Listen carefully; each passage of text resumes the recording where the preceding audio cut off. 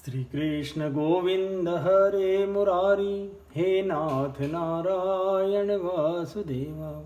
श्री कृष्ण गोविंद हरे मुरारी, हे नाथ नारायण वासुदेव।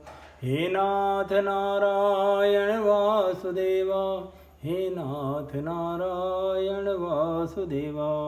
श्रीमद्भागवत दशम स्कंद उत्तरार्ध अथैक सप्ततितमोऽध्याय। भगवान श्री कृष्ण का इंद्रप्रस्थ पधारना। श्री शुक उवाच इत्युदीरितमाकर्ण्य देवर्षेरुद्धवो ब्रवीत् सभ्यानां मतमाज्ञाय कृष्णस्य च महामतिः। श्री सुखदेव जी कहते हैं, परीक्षित, भगवान श्री कृष्ण के वचन सुनकर महामति उद्धव जी ने देवर्षि नारद सभासद और भगवान श्री कृष्ण के मत पर विचार किया और फिर वे कहने लगे। उद्धव उवाच यद्युक्तं मृषिणा देव साचिव्यं यक्षतस्त्वया कार्यं पैत्रस्व सेयस्य रक्षा च शरणेषिणां यष्टव्यं राजसूयेन दिक्चक्रजयिना विभो अतो जरासुतज्जय उभयार्थो मतो मम अस्माकं च महानर्थो ह्येतेनैव भविष्यति यशश्च तव गोविन्द राज्ञो बद्धान् विमुञ्चतः स वै दुर्विशहो राजा नागायुतः समो बले बलिनामपि चान्येषां भीमं समबलं विना द्वैरथे सतुजेतव्यो मा शताक्षोहिणीयुतः ब्रह्मण्योऽभ्यर्थितो विप्रैर्न प्रत्याख्याति कर्हिचित् ब्रह्मवेशधरो गत्वा तं भिक्षेत व्रकोदरः हनिष्यति न संदेहो द्वैरथे तव सन्निधौ। उद्धव जी ने कहा, भगवान, देवर्षि नारद जी ने आपको यह सलाह दी है कि फुफेरे भाई पांडवों के राजसूय यज्ञ में सम्मिलित होकर उनकी सहायता करनी चाहिए। उनका यह कथन ठीक ही है और साथ ही यह भी ठीक है कि शरणागतों की रक्षा अवश्य कर्तव्य है। प्रभु, जब हम इस दृष्टि से विचार करते हैं कि राजसूय यज्ञ वही कर सकता है जो दसों दिशाओं पर विजय प्राप्त कर ले, तब हम इस निर्णय पर बिना किसी दुविधा के पहुंच जाते हैं कि पांडवों की यज्ञ और शरणागतों की रक्षा दोनों कामों के लिए जरासंध को जीतना आवश्यक है। प्रभु, केवल जरासंध को जीत लेने से ही हमारा महान उद्देश्य सफल हो जाएगा। साथ ही उससे बंदी राजाओं की मुक्ति और उसके कारण आपको सुयश की भी प्राप्ति हो जाएगी। राजा जरासंध बड़े बड़े लोगों के भी दांत खट्टे कर देता है, क्योंकि 10,000 हाथियों का बल उसे प्राप्त है। यदि उसे हरा सकते हैं तो केवल भीमसेन, क्योंकि वे भी वैसे ही बली हैं। उनके आमने सामने के युद्ध में एक ही वीर जीत ले, यही सबसे अच्छा है। 100 अक्षोहिणी सेना लेकर जब वह युद्ध के लिए खड़ा होगा, उस समय उसे जीतना आसान न होगा। जरासंध बहुत बड़ा ब्राह्मण भक्त है। यदि ब्राह्मण उससे किसी बात की याचना करते हैं तो वह कभी कोरा जवाब नहीं देता। इसलिए भीमसेन ब्राह्मण के वेश में जाएं और उससे युद्ध की भिक्षा मांगे। भगवान, इसमें संदेह नहीं कि यदि आपकी उपस्थिति में भीमसेन और जरासंध का द्वंद्व युद्ध हो तो भीमसेन उसे मार डालेंगे। निमित्तं परमीशस्य विश्वसर्ग निरोधयो हिरण्यगर्भः सर्वश्च कालस्यारूपिणस्तव गायन्ति ते विशदकर्म ग्रहेषु देव्यो राज्ञां स्वशत्रुवधमात्मविमोक्षणं च गोप्यश्च कुञ्जरपतेर्जनकात्मजायाः पित्रोश्च लब्धशरणा मुनियो वयं च जरासन्धवध कृष्ण भूर्यर्थायोपकल्पते प्रायः पाकविपाकेन तव चाभिमतः कृतु। प्रभो, आप सर्वशक्तिमान रूप रहित काल स्वरूप हैं। विश्व की सृष्टि और प्रलय आपकी ही शक्ति से होता है। ब्रह्मा और शंकर तो उसमें निमित्त मात्र हैं। इसी प्रकार जरासंध का वध तो होगा आपकी शक्ति से, भीमसेन केवल उसमें निमित्त मात्र बनेंगे। जब इस प्रकार आप जरासंध का वध करेंगे, तब कैद में पड़े हुए राजाओं की रानियां अपने महलों में आपकी इस विशुद्ध लीला का गान करेंगी कि आपने उनके शत्रु का नाश कर दिया और उनके प्राणपतियों को छुड़ा दिया। ठीक वैसे ही जैसे गोपियां शंखचूड़ से छुड़ाने की लीला का आपके शरणागत मुनिगण गजेंद्र और जानकी जी के उद्धार की लीला का तथा हम लोग आपके माता पिता को कंस के कारागार से छुड़ाने की लीला का गान करते हैं।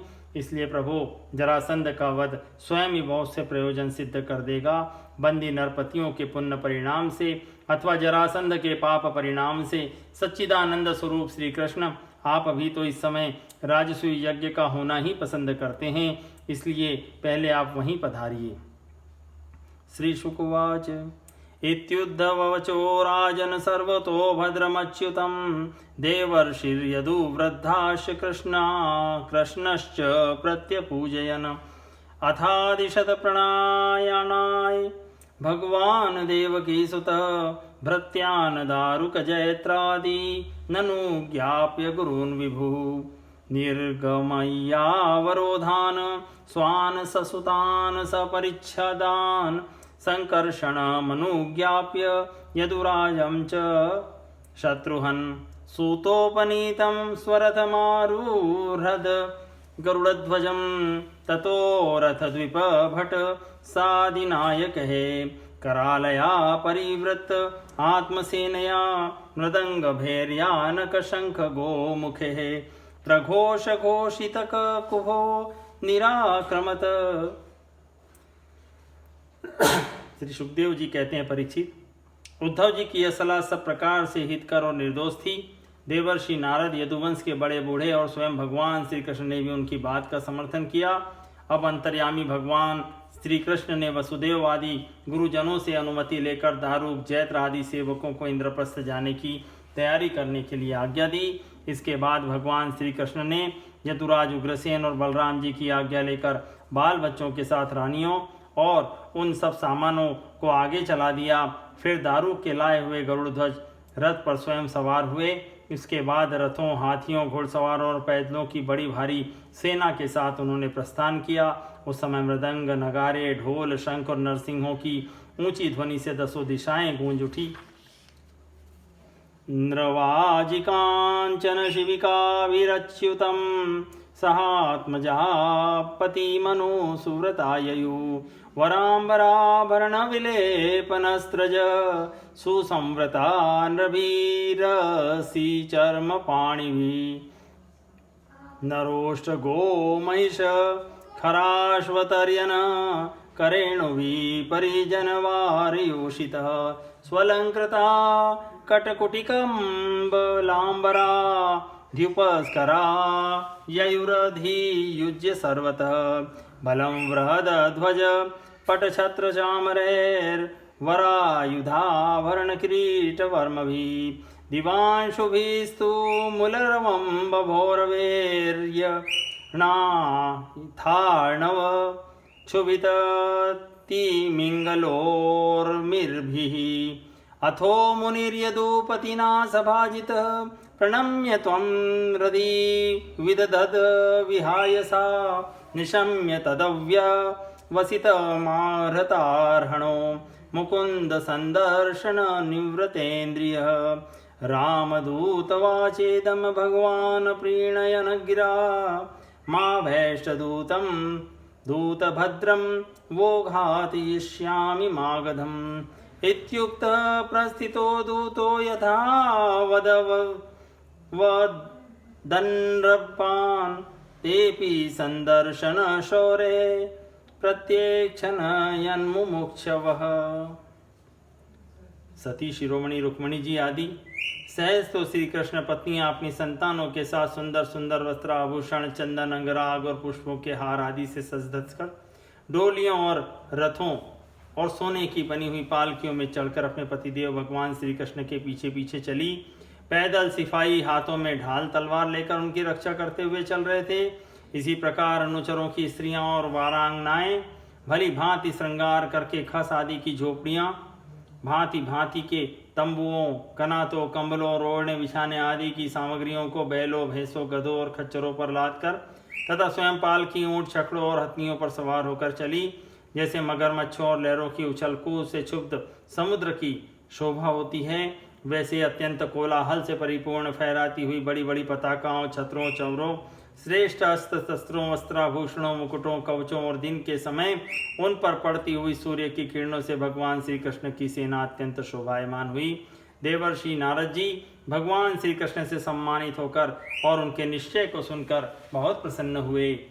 भगवान के दर्शन से उनका हृदय और समस्त इंद्रियां परमानंद में मग्न हो गई। विदा होने के समय भगवान श्री कृष्ण ने उनका नाना प्रकार की सामग्रियों से पूजन किया। अब देवर्षि नारद ने उन्हें मन ही मन प्रणाम किया और उनकी दिव्य मूर्ति को हृदय में धारण करके आकाश मार्ग से प्रस्थान किया।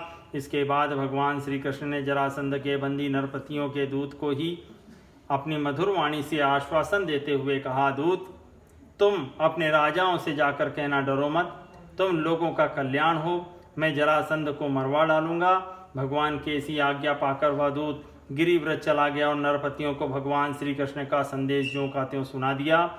वे राजा भी कारागार से छूटने के लिए शीघ्र से शीघ्र भगवान के शुभ दर्शन की बाट जोहने लगे। आनर्त सौवीर मरुस्तीर्वा विनशनम हरि गिरीन नदीरतीयाय पुरग्राम व्रजाकरान ततोद्वशद्वतीं तीर्त्वा मुकुन्दोऽध सरस्वतीं पञ्चालानथमत्यांश शक्रप्रस्थमग्धागमत तमुपागतमाकर्ण्य प्रीतो दूरदर्शनं नृणाम् अजातशत्रुनिर्रगात् सोपाध्याय सूरदव्रत गीतवादित्रघोषेण ब्रह्मघोषेण भूयसा अभ्यायात स ऋषिकेशं प्राणमिवाद्रतः दृष्ट्वा विक्लिन्न हृदय कृष्णं स्नेहेन पाण्डवः चिराद दृष्टं प्रियतमं सस्वजेथ पुनः पुनः दोर्भ्यां परिष्वज्य रमामलालयं मुकुन्दगात्रं नृपतिर्हता शुभ लेभे परां निवृत्तिं श्रुलोचनो रश्यर्तनु विस्मृत लोकविभ्रमः तं मातुलेयं परिरभ्य निवृतो भीमस्य स्मयन् प्रेमजवाकुलेन्द्रियः यमो किरीटी च सुरत्तमं मुदा प्रवृद्धवास्पा परिरेभिरेच्युतम्। परीक्षित, अब भगवान श्री कृष्ण अनर्थ सौवीर मरु कुरुक्षेत्र उनके बीच में पड़ने वाले पर्वत, नदी, नगर, गांव, अहीरों की बस्तियां और खानों को पार करते हुए आगे बढ़ने लगे। भगवान मुकुंद मार्ग में दृशद्वती एवं सरस्वती नदी पार करके पांचाल और मत्स्य देशों में होते हुए इंद्रप्रस्थ जा पहुंचे। परीक्षित, भगवान श्री कृष्ण का दर्शन अत्यंत दुर्लभ है। जब अजात शत्रु महाराज युधिष्ठिर को यह समाचार मिला कि भगवान श्री कृष्ण पधार गए हैं, तब उनका रोम रोम आनंद से खिल उठा। वे अपने आचार्यों और स्वजन संबंधियों के साथ भगवान की अगवानी करने के लिए नगर से बाहर आए। मंगल गीत गाए जाने लगे, बाजे बजने लगे और बहुत से ब्राह्मण मिलकर ऊंचे स्वर से वेद मंत्रों का उच्चारण करने लगे।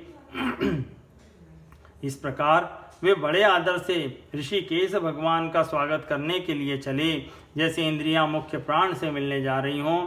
भगवान श्री कृष्ण को देखकर राजा युधिष्ठिर का हृदय स्नेहातिरेक से गदगद हो गया। उन्हें बहुत दिनों पर अपने प्रियतम भगवान श्री कृष्ण को देखने का सौभाग्य प्राप्त हुआ था, अतः वे बार बार अपने हृदय से लगाने लगे। भगवान श्री कृष्ण का श्री विग्रह भगवती लक्ष्मी जी का पवित्र और एकमात्र निवास स्थान है। राजा युधिष्ठिर अपनी दोनों भुजाओं से उसका आलिंगन करके समस्त पाप तापों से छुटकारा पा गए। वे सर्वतोभावेन परमानंद के समुद्र में मग्न हो गए। नेत्रों में आंसू छलक आए, अंग अंग पुलकित हो गया। उन्हें इस विश्व प्रपंच के भ्रम का तनिक भी स्मरण न रहा। तदनंतर भीमसेन ने मुस्कुराकर अपने मेरे भाई श्री कृष्ण का आलिंगन किया। इससे उन्हें बड़ा आनंद मिला। उस समय उनके हृदय में इतना प्रेम उमड़ा कि उन्हें बाह्य विस्मृति सी हो गई। नकुल, सहदेव और अर्जुन ने भी अपने परम प्रियतम और हितैषी भगवान श्री कृष्ण का बड़े आनंद से आलिंगन प्राप्त किया। उस समय उनके नेत्रों में आंसुओं की बाढ़ सी आ गई थी। अर्जुनेन परिष्वक्तो यमाभ्यामभिवादितः ब्राह्मणेभ्यो नमस्कृत्य वृद्धेभ्यश्च यथार्हतः मानितो मानयामास क्रूसञ्जय कैकयान् सूतमागत गन्धर्वा वन्दिनश्चोपमन्त्रिणः मृदङ्ग शङ्खपट वीणा पणवगोमुखे ब्राह्मणाश्चारविन्दाक्षं तुष्टुवर्ण नृतुर्जगुः एवं सरद्भिः पर्यस्तः पुण्यश्लोकशिखामणि संस्तूयमानो भगवान् विवेशालङ्कृतं पुरं संसिक्तवर्त्म करिणां मदगन्धतोयैश्चित्रध्वजे कनकतोरणपूर्णकुम्भे मृष्टात्मभिर्नवधूकुलविभूषणस्त्रग गन्धेर्नभिर्युवतीभिश्च विराजमानम् उद्दीप्तदीप बलिभिः प्रतिसद्मज्जाल निर्यातधूपरुचिरं विलसत्पतात्कम् मूर्धन्यहेमकलशे रजतोरुङ्गसृङ्गैर्जुष्टं ददर्श भवने कुरुराजधाम प्राप्तं निशम्य नरलोचनपानपात्र मोत्सुख्यविश्लथित केशदुकूलबन्धः सद्यो विसृज्य गृहकर्मपतिश्च तल्पे द्रष्टुं युयुर्वतयः स्म नरेंद्र मार्गे। अर्जुन ने पुनः भगवान श्री कृष्ण का आलिंगन किया। नकुल और सहदेव ने अभिवादन किया और स्वयं भगवान श्री कृष्ण ने ब्राह्मणों और कुरुवंशी वृद्धों को यथायोग्य नमस्कार किया। कुरु, संजय और केकय देश के नरपतियों ने भगवान श्री कृष्ण का सम्मान किया और भगवान श्री कृष्ण ने भी उनका यथोचित सत्कार किया। सूत, मागध, वंदीजन और ब्राह्मण भगवान की स्तुति करने लगे तथा गंधर्व, नट, विदूषक आदि मृदंग, शंख, नगारे, वीणा, ढोल और नरसिंगे बजा बजा कर कमल नयन भगवान श्री कृष्ण को प्रसन्न करने के लिए नाचने गाने लगे। इस प्रकार परम यशस्वी भगवान श्री कृष्ण ने अपने सूरज स्वजनों के साथ सब प्रकार से सुसज्जित इंद्रप्रस्थ नगर में प्रवेश किया। उस समय लोग आपस में भगवान श्री कृष्ण की प्रशंसा करते चल रहे थे। इंद्रप्रस्थ नगर की सड़कें और गलियां मतवाले हाथियों के मत से तथा सुगंधित जल से सींच दी गई थी। जगह जगह रंग बिरंगी झंडियां लगा दी गई थी।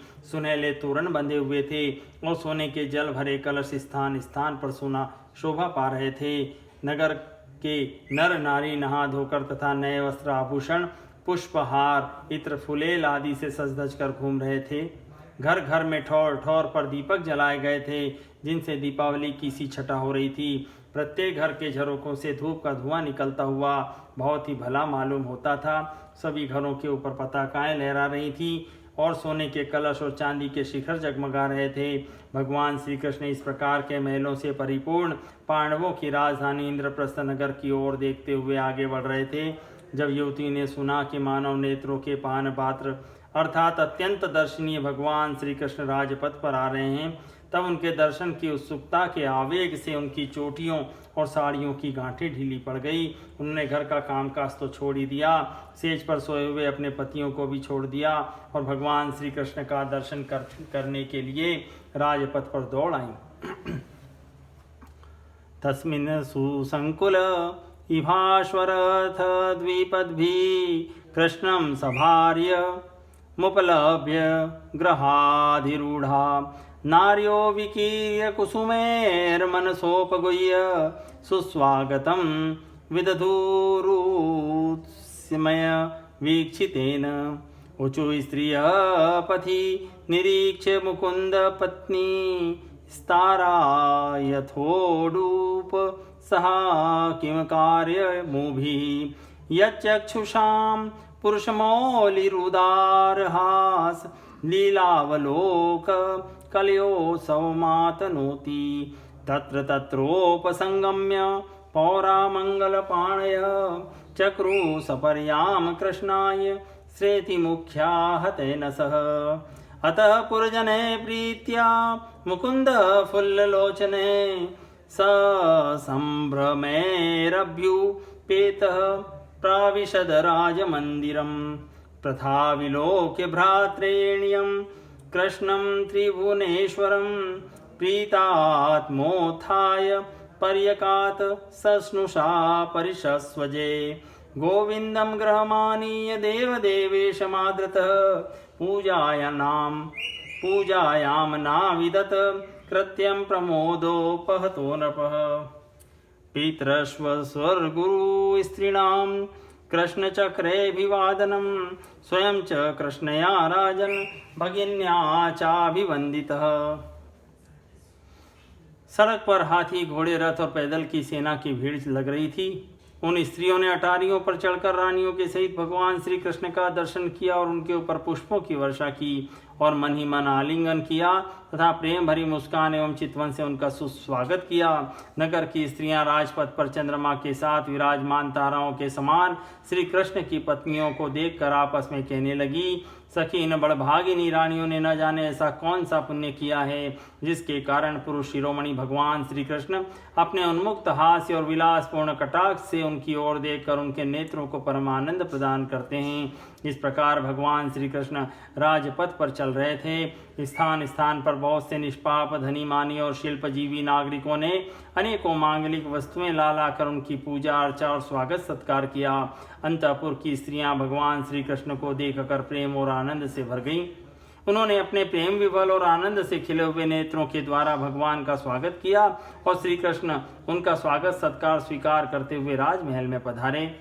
जब कुंती ने अपने त्रिभुवन पति भतीजे श्री कृष्ण को देखा तब उनका हृदय प्रेम से भर आया। वे पलंग से उठकर अपनी पुत्र वधू द्रौपदी के साथ आगे गई और भगवान श्री कृष्ण को हृदय से लगा लिया। देव देवेश्वर भगवान श्री कृष्ण को राजमहल के अंदर लाकर राजा युधिष्ठिर आदर भाव और आनंद के उद्रेक से आत्मविस्मृत हो गए। उन्हें इस बात की भी सुधि न रही कि किस क्रम से भगवान की पूजा करनी चाहिए। भगवान श्री कृष्ण ने अपनी फुआ कुंती और गुरुजनों की पत्नियों का अभिवादन किया। उनकी बहन सुभद्रा और द्रौपदी ने भगवान को नमस्कार किया। स्वश्रुवा संचोदिता कृष्णा कृष्ण पत्नीश्च सर्वशः आनर्च रुक्मणीं सत्यां भद्रां जाम्बवती तथा कालिंदी मित्रविंदा च शैव्या नाग्नजितिं सतीं अन्यास्याभ्यागता वा यास्तु वासस्त्रंगमण्डनादिभिः सुखं निवासयामास धर्मराजो जनार्दनं संसेन्यं सानुगामात्यं सभार्यं च नवं तपर्यित्वा खाण्डवेन वह्नि फाल्गुनसंयुतः मोचयित्वा मयं येन राज्ञे दिवा सभा कृता उवास कतिचिन्मासान् राज्ञः प्रियचिकीर्षया विहरन् रथमारुह्य फाल्गुनेन भटेर्व्रतः। अपनी सास कुंती की प्रेरणा से द्रौपदी ने वस्त्र, आभूषण, माला आदि के द्वारा रुक्मणी, सत्यभामा, भद्रा, जामवती, कालिंदी, मित्रविंदा, लक्ष्मणा और परम साध्वी सत्या भगवान श्री कृष्ण की नपट रानियों का तथा वहां आई हुई श्री कृष्ण की अन्यान्य रानियों का भी यथा योग्य सत्कार किया। धर्मराज युधिष्ठिर ने भगवान श्री कृष्ण को उनकी सेना, सेवक, मंत्री और पत्नियों के साथ ऐसे स्थान में ठहराया जहां उन्हें नित्य नई नई सुख की सामग्रियां प्राप्त हों।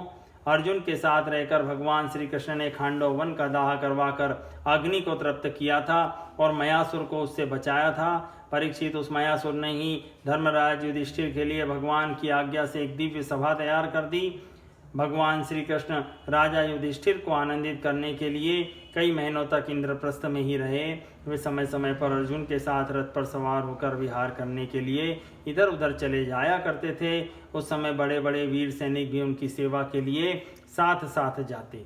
इति श्रीमद्भागवते महापुराणे पारमहंस्यां संहितायां दशम स्कंदे उत्तरार्धे कृष्णस्येन्द्रप्रस्थं गमनं नामेकसप्ततितमोऽध्याय सम्पूर्णम्।